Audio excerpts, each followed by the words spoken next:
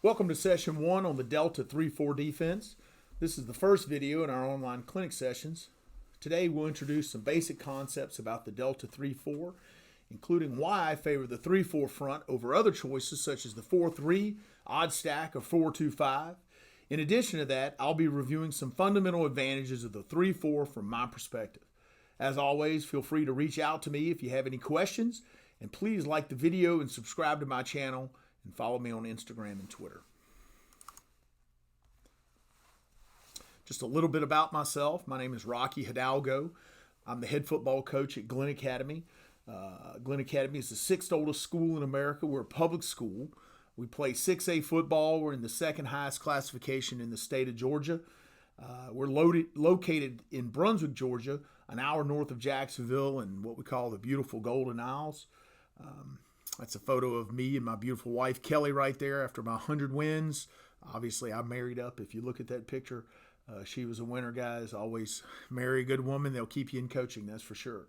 If you have any questions or comments, email me at coachrock73@gmail.com. Be sure to follow me on Twitter, Facebook, and Instagram. And again, subscribe to my YouTube channel. If I've been fortunate enough to win a few football games here or there over the years in my 12 seasons as a head coach. This is after concluding the 2020 season, 103-44. Had some great players and coaches that helped me get to a couple of state championship games. In 2011 at Walton High School in the school's only appearance, and in 2015 at Glenn Academy was the first appearance since 1964. Just to sum up my playing and coaching experience, I played high school football at Denham Springs High School under Louisiana High School Athletic Association Hall of Famer Harold Butch Wax. Went from there. I played offensive line at Rhodes College. It was a 3-year starter for 2 years, all conference SCAC there, Division III school in Memphis, Tennessee. 1995, I coached the outside linebackers in a 4-4 defense. I wanted to learn some defense and specifically coverages. Head coach Mike Clare gave me the opportunity, and I wanted to learn the defensive side of the football. Having played on the offensive line, I felt I had a good handle on that. And what I really learned is how ignorant I was about the game of football. I didn't know a whole bunch about the game as a whole, and that was a great experience to me coaching college football. I also learned I couldn't live on $19,000 a year or whatever the salary was at that time. It wasn't very much. So in 1996, I took a defensive line job at Walton High School working for Ed Dudley. Walton High School is right outside of Atlanta. Ed had a ton of coaching contacts in Georgia, and he really helped me develop as a football coach. We spent a lot of time visiting other staffs in and around Metro Atlanta and modeling our program at some of the best programs in the state. Coaches like Coach Dave Hunter at Brookwood High School, Coach Bruce Cobley at Harrison High School. We were fortunate enough to spend a lot of time watching those guys practice football. We spent a lot of time visiting staffs, high schools, and in the playoffs and spring practice. Spent a lot of time at Georgia Tech watching George O'Leary and his staff coach. It was a great staff of coaches he had there. Billy O'Brien was on that staff, Ralph Friedgen. Ted Roof was on that staff. An unbelievable group of guys, and still the best football practices I've ever attended were at Georgia Tech during those days. In 1999, I was promoted, or what I thought was a promotion, to the offensive line coach for Walton High School. At the time, I had visions of being this great next offensive coordinator. You know, one of those guys, former offensive line guys with a run-pass ratio of like 90-10 or something like that. And then I did that for 3 or 4 years. And in the winter of 2002, it was a defining moment for me professionally. I'd always envisioned myself as being a great play caller, and I was interviewing for offensive coordinator jobs at the time. And we were making a change on the defensive side of the ball, and Coach Ed Dudley offered me the defensive coordinator position. And I had to labor over the decision because I didn't see myself as a defensive coach. I was at a crossroad. But I love the staff that I worked with, and at the end of the day, I saw it as a great opportunity for me. And it's really made my career. I took the position. I didn't have any defined defensive philosophy, and I think that was really good. I spent months visiting coaches and attending clinic presentations. And as an offensive coach, it forced me to reverse engineer defensive football. A lot of the concepts that you'll see over the next few sessions in this clinic series are a product of trial and error, and you may recognize some of those things from other defensive sessions, other defensive coaches that you've seen. But much of what I do and what we've done here at Glenn Academy and at Walton High School previous to that is things that we kind of we came up with on our own, independent of speaking with other people. And so it was there's lots of good and lots of bad in all that, and we spent a lot of time on the field making mistakes and fixing those mistakes. In 2009, I was fortunate enough to become the head coach at Walton High School. Again, Walton is in East Cobb, right outside of Atlanta. It's a 7A school, plays in Georgia's highest classification. And in 2014, I migrated to the Georgia coast and accepted the head coaching job at Glenn Academy. GA had won a single region championship in the previous 40 years and had gone 50 years without a state championship game appearance. And we've been a part of 5 region championships and a state finals appearance. We played in the quarterfinals 4 times, the semis twice. We have a great staff of really good football coaches, good men. We've got a great rapport with each other. We built the program of physical running game, great special teams, and most importantly, a tough, hard-nosed defense.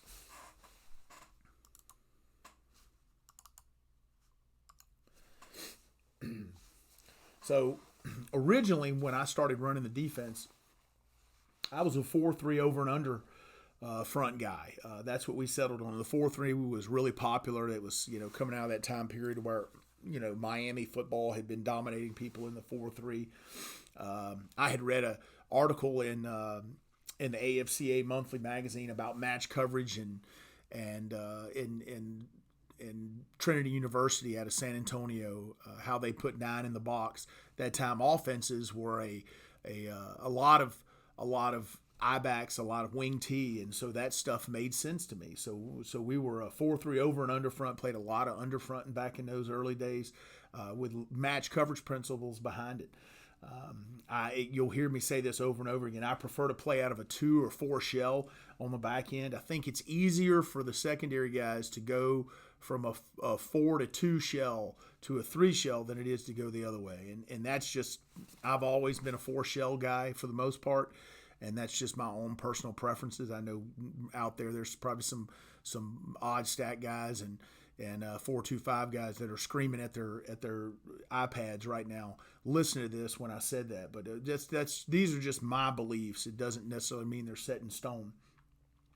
We began using our 3-4 package against spread or air raid offenses. We call that personnel package our Delta package. That's how we got into the Delta 3-4 defense. In those days, we would take a defensive lineman off the field and substitute a linebacker in, and what we really want to do is pressure the quarterback from the second level. At some point in time, we began to run out of defensive end bodies and had an excess of linebacker and strong safety types. So we converted to the 3-4 full-time around 2006 or 2007. And there were 2 things that I wanted to accomplish with these things. I wanted to keep our match principle and pattern read principles on the back end, but the other thing was to get our 11 best defenders on the field. I felt like for a couple of years there we were trying to pound a square peg in a round hole by putting a kid on the field that wasn't as good as a linebacker or strong safety that was playing in a backup role for us. So that's been a big thing for us in the 3-4 is to find those 11 guys, and how do you get those? How do you get those guys on the field? How do you build your defense? That's a big question for us. What's your philosophy? How do you determine who you're going to play with? Do you focus on scheme or players? There are trade-offs to each. If your scheme is the priority, you may end up with playing with lesser players because of a body type. If you're a 4-down team, you need 2 defensive ends, a defensive tackle, and a shade. A 4-2-5 needs 3 safeties. What if your second defensive end isn't as good as your 4th linebacker? What if you don't have a 3rd safety type? Are you asking players to do things they can't do? And that's something that I don't want to do. Defensively, I tell our coaches, not just defensively, all our kids, let's talk about what our players can do, not what they can't do. For me, players are the priority. I'm going to focus on players and find good players to play with. This means that we tailor our scheme to the talent that we possess. This allows us to get our 11 best players on the field. I don't care so much about position, their size, or their speed. I'm trying to find the 11 best players that fit within the parameters of our defense. We will tailor the scheme to the abilities of our players, if that makes sense. We'll kind of go into more detail with this, and maybe you'll get some understanding of how we do that. Some givens that we have. With all that being said, we can't employ a scheme that has 7 cornerbacks. So there are some parameters that we believe in that we have to build the defense around. Number one, unless it's impossible, we want to base out of a 4 or 2 shell on the back end. That doesn't mean that we always play some type of match coverage or some type of cover 2 or 4 or 2 shell. There's a lot of times we do get into 3 deep. But we want to base out of that. I like the ability to adjust to offensive formations from that look. To be an every down scheme, we have to have a minimum of 3 defensive linemen. I don't think you can play this scheme or come up with a scheme that has 2 defensive linemen and expect to play that every down. I think people will get big and run the football on you. We need at least 2 cornerbacks on the field. I mean, I think that's a given. That's pretty obvious. Especially with all the spread offenses, you can't play with just 1 corner, 6 linebackers. It doesn't work that way. We need a minimum of 3 linebackers if we can, and we prefer to play with at least 2 safeties. This is kind of the framework of how we begin our personnel discussion each year. We start this discussion in February or March, start trying to figure out exactly who we're going to be putting on the field, and then start coming up with a defense to build around those guys. How do you find out who the best 11 players are? Each for us, independent of one another. We don't sit around and discuss this initially. Each defensive coach makes a list of all the players we think that can help us win. We don't care about positions. There's no predefined number of players we're looking for. We're hoping for more than 11. If you don't have 11, you're probably not going to be very good on defense. We don't care about body type. We don't care about athleticism right now. We're just listing the players that we feel like have a chance to help us win on Friday nights.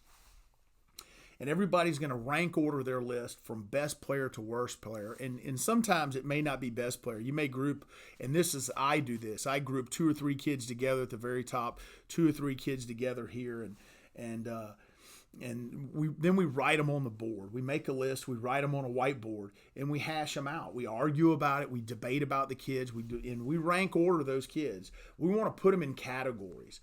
Guys who are game changers go at the very top. We want to, hopefully you've got 3 or 4 of those guys who you feel like who are a game changer on Friday night. Guys who are really good high school football players. A guy who's a really good high school football is a guy that has a chance to be an all-region player. Guys who are good players. Guys who can play 50, 60 snaps on a Friday night and help you win football games. Role players. Who are your role players? The guys that can give you 10 to 20 snaps and help you win and be successful in limited roles. And then who are those guys that are just backup players? Because backups are really important as well, and you've got to be able to identify those guys. Our goal is to create a list from best to worst, from the top to the bottom of all of our players that are available to us. And this is kind of an example. If you see this photo here, this is an example of what it might look like. We're just putting those players up on the board before we start rank ordering them. We want to focus on their abilities rather than their liabilities. I think if you focus on what kids can't do, you end up in a situation where you just kind of are dwelling on the negative. And obviously you're going to play with some kids that are limited sometimes. And good coaches will find a way to mask those guys. Can you mask them every down? No. They're gonna get out on an island sometimes, and the kid's just gonna have to make a play. I think if you do this and you rank order your kids, the strengths and weaknesses are gonna become really apparent. Do you have depth issues, and where are those depth issues?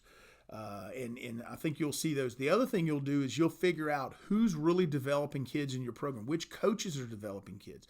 I think it's really important to do that. You want to find your best 3 for us. We want to start drafting those kids. Find our best 3 defensive linemen.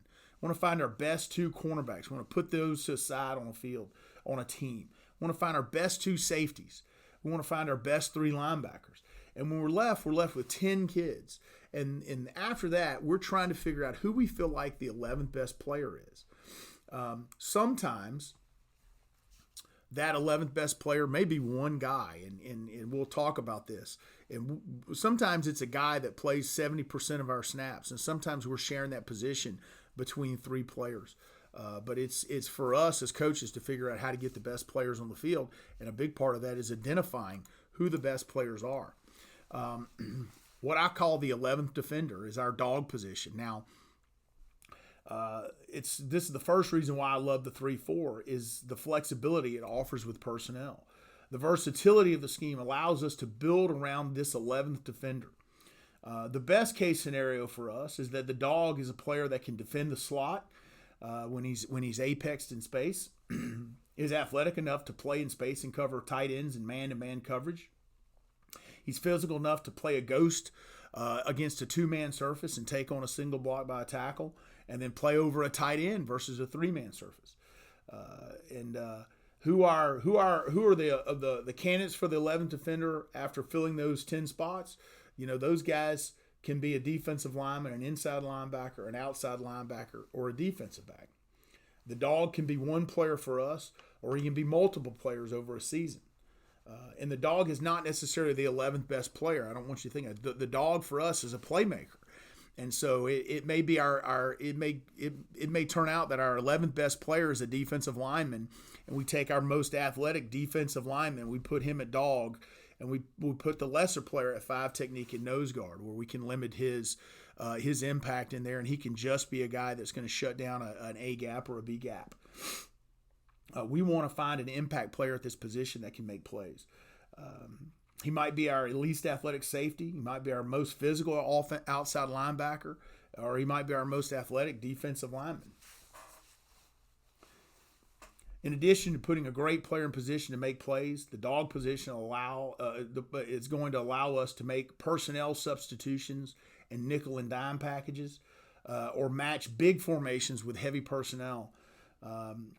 And we want our schemes to be interchangeable so that we don't have to alter the assignment of the other 10 defenders when we insert one person into the dog, a different personnel type into the dog position.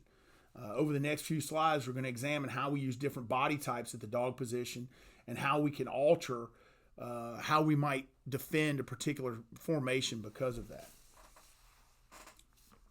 So our first slide is, and again, these are pretty basic, so, for all of these, and we stayed with the same formation with all of them.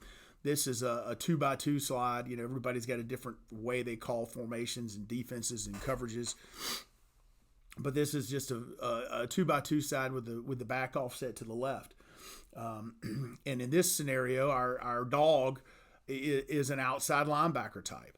And we designate the position group of our outside linebackers. They're called Vipers, and they're called Vipers because it sounds cool. I mean, I would love to tell you there's some specific reason, but there's not. Guys call them Stingers and Cowboys and Rovers and Ponies and Knights and all kinds of other things. Whatever you call them is whatever you call them. I really don't care. If our Vipers are interchangeable, we'll play these guys left and right. Let's say you don't necessarily have to. Sometimes we have a kid that's better at playing in space, and we'll play him to the field, and the other one always goes to the boundary. And I think for us, it's a year-to-year thing, and sometimes it's a game plan thing. We have a kid that may play over a tight end better than the other kid, and if we get a tight end in a 3-man surface, we put him over the tight end. The other guy is better at a ghost as an edge rusher. So there's always different ways that you as a coach can tweak the scheme for your personnel. In this slide, our dog position is a traditional outside linebacker. So we feel comfortable playing him under number 2 in the passing game. We call this our apex technique. He apexes the offensive tackle and the inside receiver. He's going to split the difference between those two things. He's going to secure the edge of the box and against perimeter runs and against the zone read. Against the zone read, he's going to take the quarterback. If we get gun triple option, he's going to attack the first threat that comes off the end man of the line of scrimmage there, which a lot of times might be the quarterback. We're a match coverage team in the perimeter. So the defensive backs are reading number 2, and the Vipers are providing underneath help to the free safety and the rover. So if we get seam routes, they're going to open up and help wall that seam and protect the safety. We can give a similar look to this and alter the perimeter run fits a little bit by playing 2 deep, some sink technique by the corners. That's another very just easy for us. That would be delta 2 sink. And 2 is the coverage and sink is our corner tag. We could play a 2 flat. We could play a 2 curl. Depends on, we tag those and it tells the corners different each way. 2 stick is they're going to walk up and jam and sink back to the sticks. So we tag that for the corners in our cover 2 just to give a different look. And you'll hear over these clinic sessions different tags that we use to tweak the defense here or there. We want to have a simple scheme the kids can play fast and communicate to 1 or 2 kids with a tag. For us, this is our starting point of how we would defend 2x2, is our delta cover 4. Now, out there's some offensive coordinators looking at this, screaming, man, I just run the bubble all day, or I would do this. You can't take everything away with each alignment. And this is our basic starting point. The next slide, excuse me. The next slide is a scenario where the dog is more of a defensive end type body. If that's the case, we'll use more 4-down looks to take advantage of his strengths. In pass coverage situations, we'll restrict his coverage by utilizing him in the boundary. So we'll use boundary or field calls. So we put him where we want to put him. We can do a weaker strong side call again so we are aware of where he's going to have to drop if we want to drop him in coverage. We can drop him in the hook zone. The other thing is, in this scenario here, if we were dropping him, we would drop him into the hook zone if he wasn't in the rush package. And to do that, we'd make a drop call. And anytime we run away, he's walked down, he's in the rush game unless we make a drop call. And for drop call, he's going to drop into the hook. We can use field or boundary front calls to help restrict the area that he might be responsible for. In this slide, we're using the away front, which puts the dog on the defensive line as a ghost.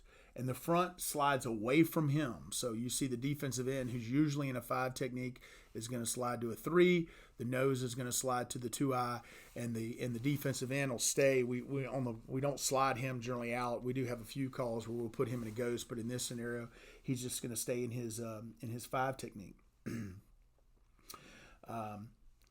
The Sam and Will play under the number 2 wide receiver. So their technique is just going to be like the Sam and the Viper was in the last one. They're going to apex underneath.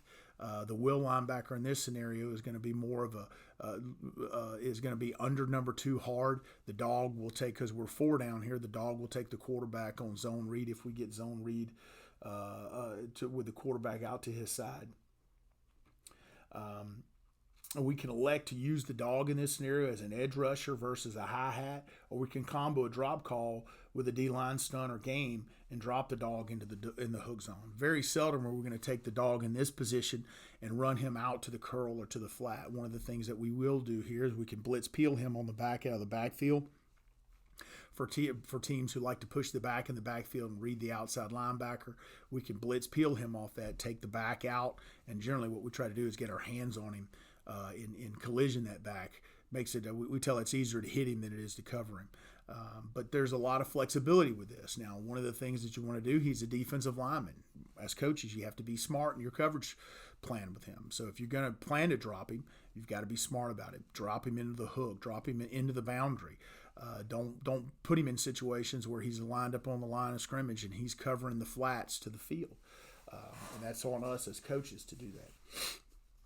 The next scenario is,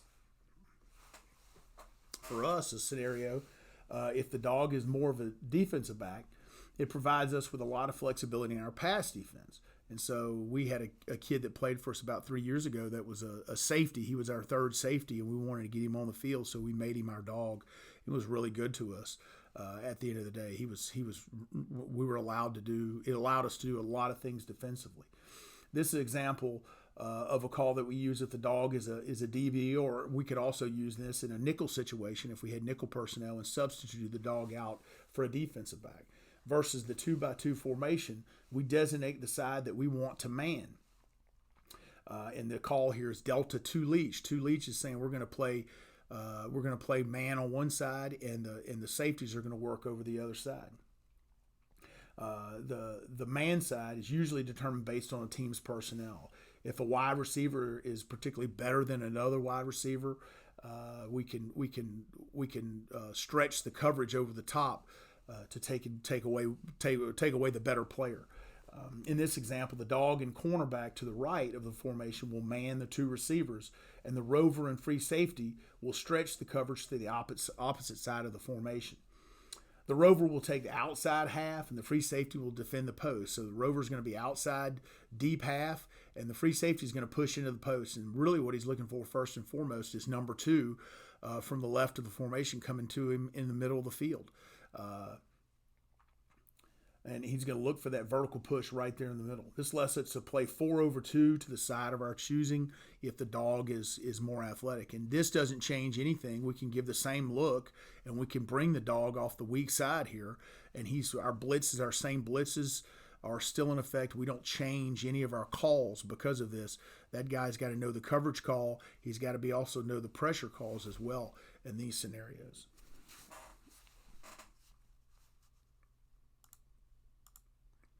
Another thing that you can do with this 11 with your 11th defender with the dog personnel, it allows for easy personnel matches, whether it'd be a spread or a heavy formation. We can do this without making wholesale changes to the entire defense. We don't have to install a new front, a new coverage. So here's an example, 2 examples here at the top. We've substituted the Sam and the dog for a nickel and a dime back. So in this example, the box fits are the same as in our Delta front for the interior 5. The cornerback, nickel, and dime are playing what we call our 4-match coverage. So 4-match is going to tell those is a dime coverage or a nickel coverage where the corner and the dime the nickel and dimes are playing match coverage, short match coverage on number 2. Basically, it's almost like a banjo call. We'll cupcake anything, and when I say cupcake, collision, anything vertical quick. In the rover and free safety are going to help us over the top. This is essentially a short yardage coverage where they're reading number 2 and quick exchanging routes underneath. The rover and free safety will line at 10 yards, and they'll get a flat foot read and assist with the vertical pushes in the middle of the field. So if they get a hi-hat, they get a pass read, they're looking right now for seam routes by number 2 and helping the nickel and the dime versus the number 2 receiver. Those are like seams, vertical switches, post, anything like that. With a run read, if they get a run read inside zone, they're going to kick down and fit off the defensive end. And so basically they're going to replace for the Vipers in the run scheme in a scenario like this. So if we get inside zone and with a quarterback with a zone read and the quarterback keeps the ball to our left, the rover is going to kick down and tackle that quarterback. Now, is he going to tackle him for a no gain? No, he's probably going to tackle him for 2 or 3 yards. That's what we want. Might be a 5-yard gain, but 5-yard gain is better than coming in a situation and giving up a touchdown because we don't have a guy to play the quarterback. But that's a great short yardage call for us against spread personnel. At the bottom of the page, the defense is matching a big personnel grouping with what we call our heavy defensive personnel. This is a situation where we would not want to sub out a linebacker because of the 3 tight ends. Instead, the defense has exchanged a defensive line for a cornerback. The DN will play the Sam position, and the Sam will bump to the corner position to the strong side. Thunder is one of our base fronts in the Delta 3-4 defense, so the responsibilities of the other 9 players don't change. Our normal alignment rules apply. The Sam and the dog are on opposite sides of the formation. As you can see here, the third DN will travel with the Sam, and the Sam will go to the strength of the formation. The dog in the corner will travel together on the opposite side. So this is an easy rule for us to teach. 9 of the guys are playing the same thing. This is something we might do on the goal line or somebody's jumping in some big personnel in the middle of the field on short yardage. This is an easy sub for us to make a heavy Thunder call.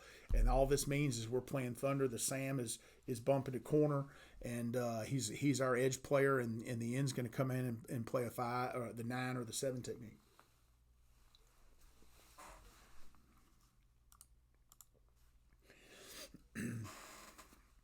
So another reason I love the 3-4 defense is because today's modern game puts an emphasis on second and third level defenders. With spread formations, RPO schemes, gun triple option packages, SIF blocking schemes, offensive coordinators are attacking defenses in a lot different ways than they were 15, 20 years ago. This doesn't mean that a D-line isn't important. Look, man, I think, the D-line is more important than ever. A great defensive lineman can allow a defensive coordinator to be more conservative on the second level. If they can control the interior run game, second level players can squat on, those RPO reads. But if you're like me, you don't have those guys who you can just line up 3 guys or 4 guys and win and take away the inside zone, take away gap schemes. I don't have those guys. We've got to play great team defense. If your front's winning the battle every time and your front 4 is making all the tackles and they can't run the football, you can just align. You can take away all the perimeter throws and all the easy perimeter throws with alignments and just eliminate things like the now screen, the bubble screen, the RPO, jet runs, perimeter runs. You can do that with just your alignment, based on alignment. But most people don't have those guys. If you have those guys, congratulations. You're one of the lucky ones. Because of the change in today's game, I believe that defensive coordinators have to put an emphasis on being able to give different and varied looks on the second level. And the 3-4 defense offers the most second-level players without altering its basic structure. Now I'm sure there's some 4-3 and odd stack guys and 4-2-5 guys. You're going to scream at your computer screen over my next thoughts. And I know that every defense can vary its structure based with different calls, split field coverages, things like that. But in the basic structure of the defense, the 3-4 can have up to 6 second-level players. And that's more than any other defense can have just in its just base call. And I think I like starting with that even look, and I like starting with all of those second-level defenders. So here's an example of an odd stack or 3-5-3 or 3-3-5, whatever you want to call it. This essentially was a 5-3 defense, and now it's changed. So here's an example of the 3-5 or the 3-3-5 or the 3-5 or the 3-3-5.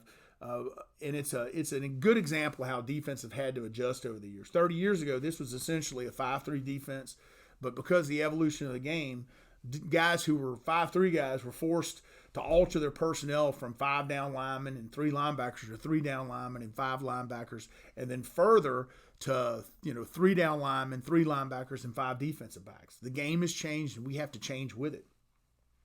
5 defensive backs gives you more versatility against air raid offenses, spread formations, things like that. Out of its basic structure, the 3-3-5 has 5 second-level defenders.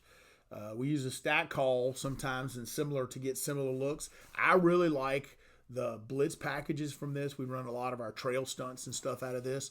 But for us, this is we would make a stack call to get in this.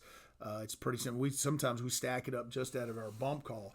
But again, what I like better than the 3-5-3 or the 3-3-5 in the 3-4 is the ability to start in a 4 shell. To me is what I really like. The next slide is 4-3. If you look at a 4-3 defense, you have 5 second-level defenders. And this is what I started my career as, a 4-3 over and under guy. I'm well-versed. I've probably spent as much time coaching 4-3 defense as I had 3-4. I love the defense. I love the front. And we use both of them with our away and thunder fronts in our Delta 3-4 package. I know there are a lot of programs that successfully employ this front. The D linemen are at a premium in this day and age, and we just don't have enough game changers with their hand in the dirt to play this every down. The 4-3 has 5 second-level defenders in its base structure. One of the things I really like better about the 3-4 over the 4-3 is the double hitters with the Mike and Will inside. I like having the two. I know essentially the number of players, box players in this scenario with the 3-4 are the same, but I like having the double hitters with the Mike and Will on the second level inside. Now, originally, when I first got into coaching, I coached the 4-4 defense, the old school 4-4 cover 3. When I was at Rhodes College, and I coached the ponies on the outside. I don't remember what we called them. I don't think we called them ponies. But I coached. That's what I coached. And I learned a lot of coverage, some split field coverage, and learned a lot of different techniques over there, and it was good for me. But like the 3-5, defensive coordinators have begun to use three safeties to allow more flexibility in coverage and to be able to alter their run fits, because again, it's becoming a second level game. Like the 4-3, the 4-4, or the 4-2-5 is going to require 4 down linemen.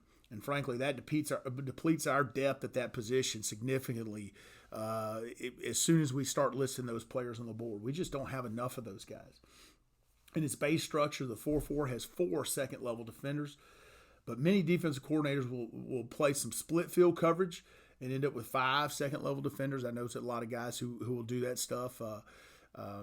But just out of its base structure, the 4-4, cover 3, 4-2-5, you're looking at something like this. You're really looking at 4 second-level defenders. And again, here we have the 3-4. As I've said before, there's 6 guys there. This is 3-4 with like a 2 sink or 2 stick. So you have an option to play 6 second level defenders. And even though we're down 1 defensive lineman, I think playing an odd front allows us to get away with playing less athletic defensive linemen. Our guys, our dog and defensive end. I mean, our you don't need that overhang ghost player in the 3-4 like you do in the 4-3. And I had some great ones when I was up in Atlanta. Chase Thomas, who was an All-American at Stanford, and he started as a defensive end, and we switched to the 3-4. We put him in the dog role. I think he had 23 sacks his senior year because we were able to isolate him in certain ways. But our defensive linemen don't have to. You can have a big, slower-footed kid who can just squeeze. And really, what we're asking these guys to do is be inside run players. And so we're not asking them to get outside necessarily on the perimeter at all. 4-3 guys, those 2 defensive ends have got to be able to help you on the perimeter. Those guys have to be playmakers for the defense. We need the nose guard to take up space, force a gap. We don't do a whole lot of 2 gap with that guy. But we want them to be able to get in and force a gap. They can be placeholders as long as they can play a double team, and if they can flatten the offensive tackles when they are working up to the linebacker depth on the down scheme. We can have kind of placeholders at defensive end. It also allows us to play with a smaller, quicker nose guard. I like having the double fitters at inside linebacker versus inside zone over the 4-3. And then, I think the additional second level player allows us to present different looks to the opponent's quarterback in coverage and run fits. And we can change things up on the perimeter. We're going to talk about that a little bit, how we use that to our advantage with some just really easy, simple, different looks. So all defensive have problem offensive formations they have to deal with. Every one of them. There's no different from, the 3-4 is no different from the, odd stack, any of those things. If you're a 3-3-5 guy or 4-3 guy, you're probably familiar with certain ways that offensive coordinators will try to attack you because they know it puts you in a bind. You have to make a decision. 3-4 is not any different. There are certain formations that make us make decisions or force us to adjust the front. I prefer the 3-4 for a few reasons. First, we're starting out in a balanced look. This means we should not have to make any wacky adjustments to account for any formation if we choose not to. The 3-4 structure also gives us 3 distinct ways to adjust to formations. We can adjust with the linebackers only, we can adjust with the defensive backs only, or we can adjust with the entire front 7. And really, there's really 4 of these, or we can adjust with the entire defense. I'm going to show you some different ways that we adjust to 3-by-1. People like to get in 3-by-1 against us. So we're going to take a look at those over the next few slides here. So our first call, again, is our most basic call. This is Delta 4. Delta is the front, and 4 is our call for match coverage on the back end. The cover 4 call tells the linebackers and DBs that the linebackers will do all the adjusting to formations. They're going to do the adjustment to formations. In this example, when the Sam gets trips, he'll make a bump call and cover down on the number 2 receiver. So what I mean by cover down is he's going to walk down and play head up somewhere, it depends on number 2 split, inside eye to outside eye, but he's going to cover down at about 3.5 yards on that guy. This puts the Sam as the force player on the perimeter. Nothing can get outside of him. And the bump call will bump all 3 linebackers to the trip side. He's calling those guys over for him. The Mike's going to become our crease player, and I'm going to talk about run fits in a different session, but we define our perimeter run fits as we have an outside force, we have a crease player, and we have an alley player. So the Mike is going to be our crease player, and our crease player is going to fit offside. If the end spills, the Mike is going to take anything that he spills underneath number 3. So the Mike's going to become our crease player, meaning he will be our spill player versus run and under number 3 in coverage. With 3 wide receivers, the defensive backs are going to have to make a zone call if we're in cover 4. And our cover 4 is our match coverage. It's hard for 2 guys to match 3 guys, so we'll make a zone call. This will put the cornerback in outside deep quarter. The rover's going to be inside deep quarter. True zone coverage. Their eyes will be on the number 2 and 3 receiver. If either receiver breaks shallow, it will revert back to match. So if number 3 goes shallow inside or shallow outside, the rover's going to get to number 2 right now, and he's going to try to match number 2 in coverage. Against perimeter runs, the rover's going to be our alley player. He's going to run inside to out versus any perimeter runs. Again, the Sam's going to be outside force. The Mike's going to be crease. The rover's going to get in his pedal, and he's going to run the alley inside to out. The cornerback to the single receiver side is going to cap any vertical routes. He's essentially playing post to fade. You hear us talk about this all the time. He's going to cap those inside routes. The free safety has number 2 through the zone. And he's going to assist the corner by playing under number 2 on the post and the curl. So we're sliding the dog. You see, we've slid the dog into a hip stack. And that dog is really a hard box player over there because the Mike is in between. And once he becomes the crease player, the dog's going to be almost a hard box player. We've got him outnumbered on the weak side with the free safety. The free safety is going to be our hard alley player to the weak side, and he's going to be under number 1 on the post. So if we get the post, the corner is going to cap the post. The free safety is going to get underneath it. If the back comes out of the backfield, the free safety's got to take it. All right, so that's our most basic slide or most basic look versus 3-by-1. Are there holes there? Yeah, there are holes there. Guys will run speed option to the trips formation. This is, and we have to do things to take away to help us versus 3-by-1. Any 3 receiver formation that we get, we have to have some answers to. Guys are going to attack us in trips. So this is our most basic adjustment. This is Delta 4 trips versus 3-by-1, and we're going to check cover 3 to trips. So our trips call, we're going to play Delta 4 trips. What we tell those guys is Delta 4 trips is telling everybody that the defensive backs are going to adjust here. And like anything else, the 3-by-1 can be a problem. And so this is just one of the solutions that we've come up with. So we want to vary our looks and coverages and run fits versus all trips formations because we get a bunch of them. And that trips call is telling the defensive backs, hey, guys, you're adjusting to the formation. So we're going to play cover 4, tells the defense, we're going to play cover 4 against everything except trips. If we get a 3-receiver formation, we're going to check 3 to it. And we'll roll cover 3 versus any trips. We do this if we want to bring pressure from the trip side or if we want to get another hat in the run game. So in this scenario, the rover is going to come down. He's going to cover down on number 2, and he's a curl flat player, and he's going to play at about 6 or 7 yards, and he's going to read the vertical push by number 2. If he gets a vertical push by number 2, he is going to carry number 2 vertical unless 3 comes to him. So if we get 4 verts, everybody likes to attack 3-by-1 or trips, cover 3 with 4 verts. He's eyeballing 2 to 3. Vertical push by 2, he's going to help carry that route vertical unless 3 comes to him.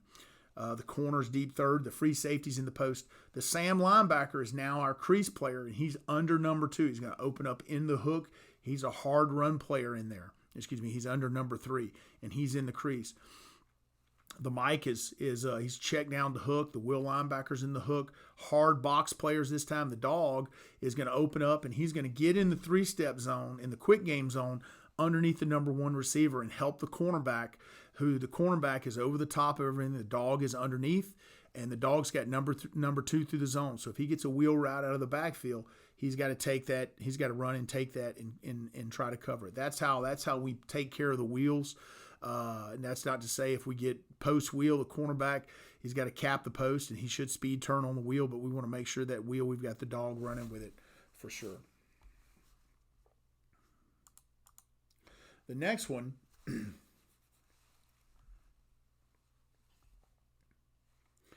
is our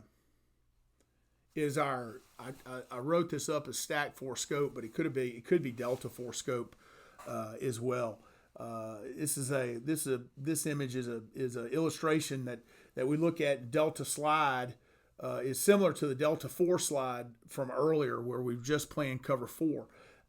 With the scope tag, we're creating illusion for the offense. This is a good call from the hash, and is another example of adjusting to the formations with the defensive backs. With our scope tag, the Sam will bump the backers into a stack alignment to the trip side. So the Sam linebacker is going to align outside of number 3 if we're playing 4 scope. And he is basically, we're bracketing the number 3 receiver with the Sam and the Mike linebacker in this scenario.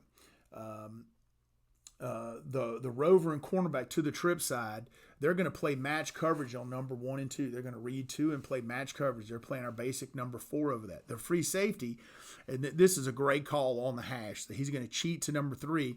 He's going to align with his depth at about 12 or 13 yards, and he's going to take a flat foot read on number 3. If number 3 goes vertical, he's going to take number 3 on the vertical route right now. And he's gonna go ahead and take him on the vertical route. If number 3 goes shallow outside or shallow inside, he's gonna open up his hips and he's gonna help the cornerback to the boundary and work like hell to get over a fade ball or get to the post on number 1. The corner's man to man. He's walked up playing number 1 man to man. So this gives us a chance to kind of read number 3. The free safety is going to have some time. If he gets a vertical route, he'll take it. If not, he's going to open up, speed turn into the boundary, and try to work to the fade route and try to collision that the receiver on the fade route. Give some over the top help to the corner. As I said, the Sam is going to apex 2 and 3. He's on bracketing that guy. If number 3 runs shallow inside, he's going to work underneath number 2. Number 3 runs shallow outside, the Sam linebacker is going to take him. If he runs shallow inside, the Sam's going to pass off number 3 to the Mike, and the Mike's going to take him in that scenario. And this is a good call for us. Like if we're on the hash, it's a great hash call. Generally, we don't call it to the middle of the field. If we're just playing doubles, we're just playing 4. We're just playing 4. So if they came out in a 2x2 formation, we would just play 4 with this. This is a trip specific call that we're playing to try to get another defender to the trip side and help us out. We're basically trying to half play that free safety either to the vertical route by number 3 or on the fade route to number 1 into the boundary. Obviously, it requires a pretty athletic kid there to be able to go do that. I wouldn't do that with a Humpty kid who can't run out of sight in a week, that's for sure. So the next one, this next image is an example of our front aligning to the formation. Our slide call will slide the front to the offensive strength. And so we just make a slide call, and all we're doing here is when the Sam makes his bump call, the Mike and Will are going to slide the front. They're going to make a slide left. So the nose guard is going to kick down, is going to kick to a 2-eye. The end is going to go from a 5 to a 3 technique, and the dog is going to come down in a ghost. We play this generally with cover 4 in a scenario like this. The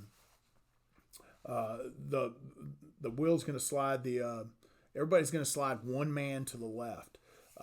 And the dog is now in the rush package, and he's spilling any run. If he gets any run right here, once our dog drops down on a 2-man surface, he basically becomes a defensive end, and he's going to spill anything to the free safety over the top. We should have numbers over the top because we've got a corner and free safety, just like we did in our zone call earlier. The corner is playing post to fade. The free safety is going to help him with anything underneath and take the back out of the backfield. And it's just like cover 4 in the previous slide. So the coverage responsibilities will remain the same. This is one where we're basically using the whole defense, all 11 guys to adjust. And we like to call things, a lot of our blitzes are to the strength. A lot of our to the strength or weaknesses, we call them strong or weak side. The same thing with a lot of our front calls. We'll slide to formations. Basically, might be a running back. We'll align to a running back or align to 3 receivers or to a tight end, depending on what the offense gives us. But this is an example of all 3 levels aligning to defend a formation. Stretch is our front call. And this is going to slide the nose guard and backside defensive end to the formation strength, to the trip side. So they're going to slide a half a man over. The coverage call is too many. So we're going to play too many, and we'll kind of go through. This puts the cornerback to the trip side in man-to-man coverage on number 1. And this looks very similar to that we've checked cover 3. But it's not covered. Again, it's kind of an illusion. The corner's down. He's going to play man-to-man coverage on number 1, and the Rover is playing sink technique on number 2. Our mini 2 is we're playing cover 2 over the number 2 and 3 receiver. So we tell the free safety you've got the middle half. So he's over the top of number 2 and 3. But the Rover's going to kick down to about 6 yards. His job is to funnel number 2 inside or carry versus a vertical release by number 3. So if 3 pushes vertical, he's basically going to take number 2. If we get 2 vertical routes there, he's going to run with number 2 on the vertical route. If 3 comes to him on a vertical, he'll end up taking him. But he's going to funnel that guy to the free safety and carry in a vertical route. This tag gives the illusion that we're playing cover 3. The free safety is going to play the middle half on number 2 and 3. The Sam's going to align under number 3, and we're going to wall him on any vertical release. He's our crease player. We got 2 good hard run players out there for perimeter run action. The dog's going to align in what we call a choke technique. This puts him in the quick game lane by alignment. So he's outside. He's going to line at about 3-4 yards, and he's going to have a little more depth. His eyes are going to be in the backfield, but he is under number 1 for the quick game by alignment. We're taking that away, and he's going to play. And he's gonna take number 2 if he gets a back out. He's going to take number 2 out of the backfield. He's 2 through the zone on the wheel route. The corner is going to be there. He's playing post to fade by number 1. Post to fade. The will linebacker, and we like to run this against RPO teams. So we take the RPO. They give the inside zone. We're gonna blast with the nose in the end. The will linebacker is going to read the offensive guard. If the offensive guard combos to the 4-eye to his side, he's going to fit hard in A gap because we're going to force the inside zone to cut back in the weak side A gap right there. This is a really good call. Love this call versus 3-by-1 teams that run a lot of RPO stuff with the inside zone. Now,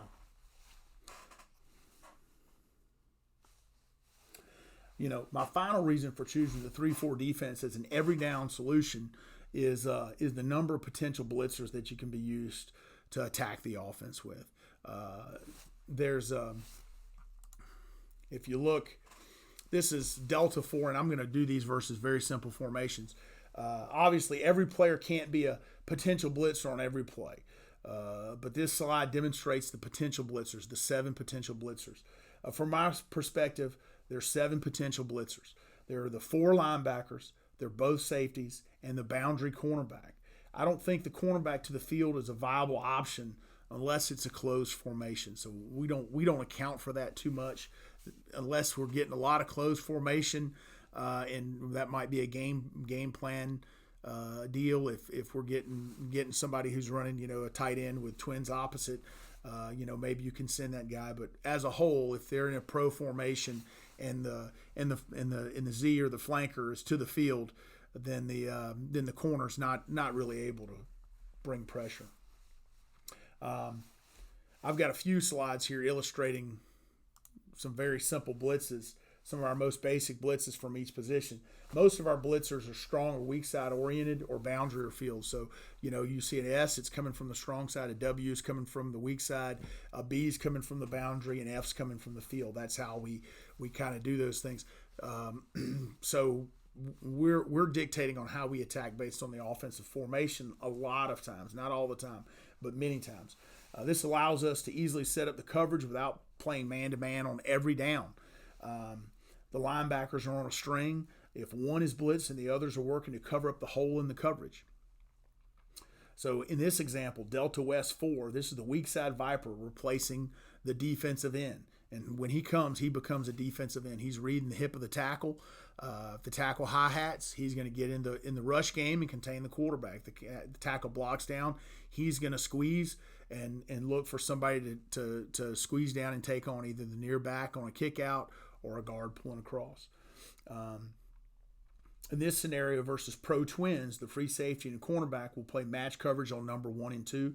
We make a no help call, which means there's no underneath help. They'll tighten their alignment a little bit. The will's going to widen his alignment, and he's going to try to work under number 2 versus any coverage, any pass read.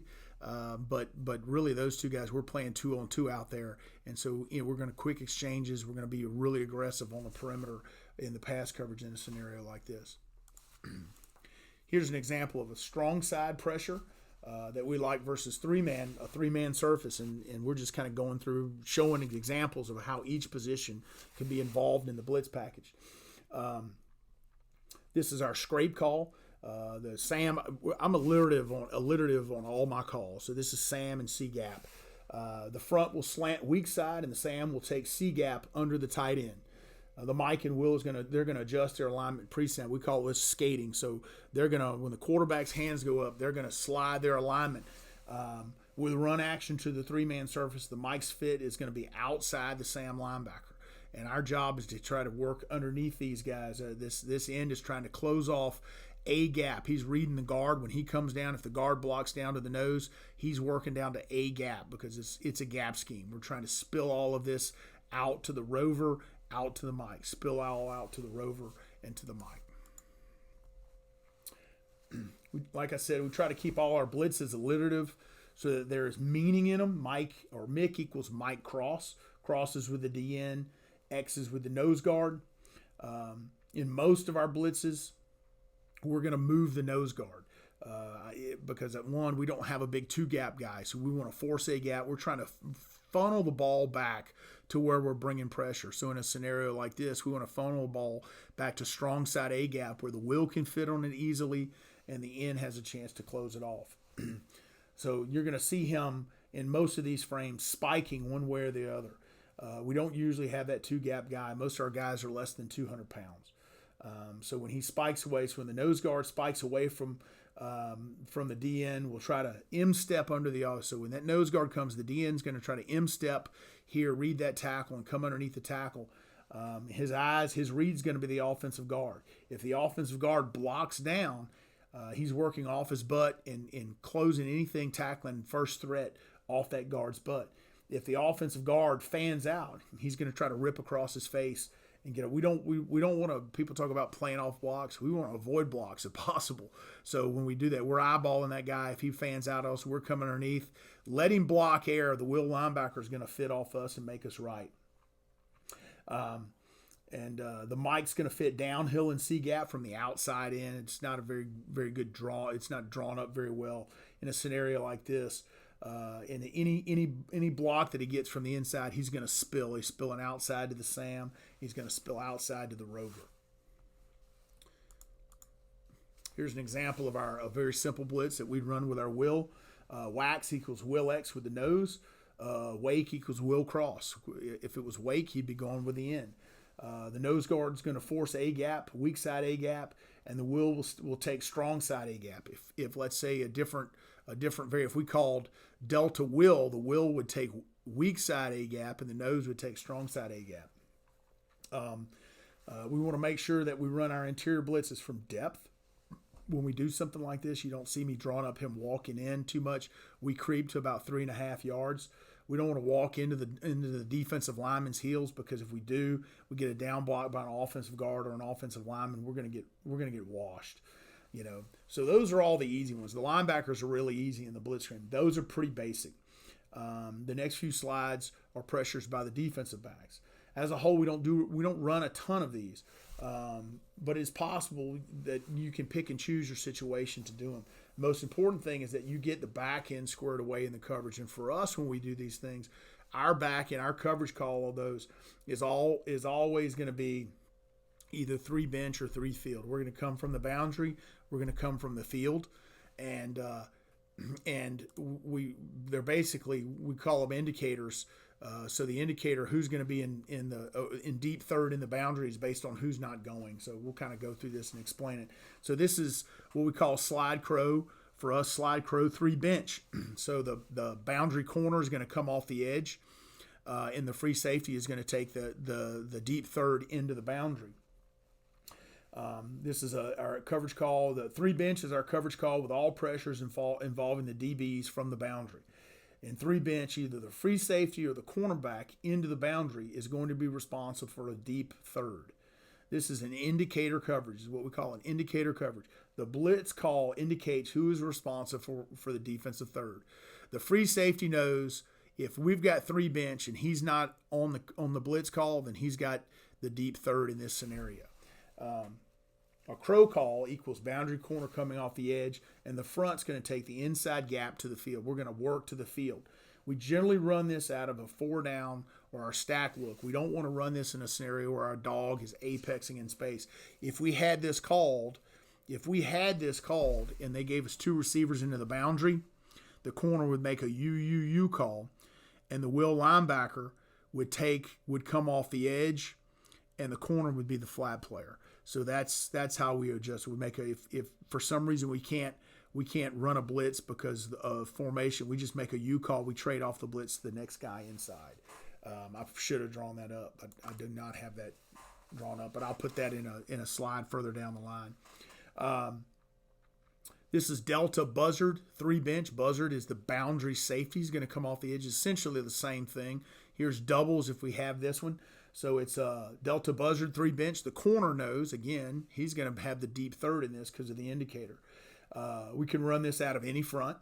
The most difficult issue to deal with here is the timing from the free safety, I think. If you have a guy, to me, it's all about kids. Some kids can really do it, and they're really good at it, and some kids aren't. Some kids are good from pressure and from the secondary, and some kids aren't. I had one kid that came clean all the time on Crow, and he couldn't make a tackle to save his life. He just couldn't time it up or just couldn't sell his feet and make a tackle. We stopped doing it. With the 3 bench call, the boundary corner knows that he has the deep third because he's not involved in the pressure, and the rover to the field is going to work into the post. Basically, by his alignment, it's going to help him out. He's going to get depth and get in the post. In these types of pressures and coverage combinations, the defensive coordinator has to make sure that the slot defenders do a great job of rerouting the seam routes. If you get 4 verts here, the Sam and Dog have got to do a great job of rerouting those seam routes and funneling inside to the rover. Good offensive coordinators and good quarterbacks, if they see this, they're going to attack the area with quick vertical throws on the seam or the skinny post. I can tell you right now, we've done a poor job of it before and gotten burned for 6 points. You've got to do a great job anytime you're spinning the secondary like this of making sure you take away those seam routes. Here's the opposite, the same call, but from the field. Falcon is the opposite call of the buzzard call. Falcon equals field safety, brings the edge pressure, just as in 3 bench. 3 field rolls the coverage to the field. Again, the most important coaching point is for the Sam and the Dog to make sure to reroute the slot wide receivers. The free safety, we would stem him on something like this if we were on the boundary to make sure. This concludes the first presentation of the Delta 3-4 defense. If you enjoy the content, please subscribe to my YouTube channel and follow me on Facebook and Twitter. I'll see you in session 2, where we'll discuss the tenets of great defensive football.